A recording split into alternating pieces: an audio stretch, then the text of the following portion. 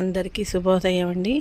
ఈరోజు జూన్ 21 అంతర్జాతీయ యోగా దినోత్సవం సందర్భంగా మన మిత్రులందరికీ కూడా శుభాకాంక్షలు. అందరూ జీవితంలో చేతనైనంత యోగా చేయండి. మీ శరీరాన్ని ఆరోగ్యంగా ఉంచుకోండి. అలానే జీవితాన్ని ఆనందంగా ఆస్వాదించండి. ఎంతో కొంత యోగా అనేది రోజు ప్రాక్టీస్ చేయండి. మన శరీరాన్ని ఫిట్గా ఉంచుకోవడం అనేది మన బాధ్యత కనుక ఈ రోజుతో మొదలెట్టండి. ఈరోజు యోగా దినోత్సవం కదా, ఈరోజు కొంతైనా యోగా అనేది ప్రాక్టీస్ అనేది చేయండి. ఉంటానండి. నేను నా వాకింగ్ అయితే కంప్లీట్ అయిపోయింది.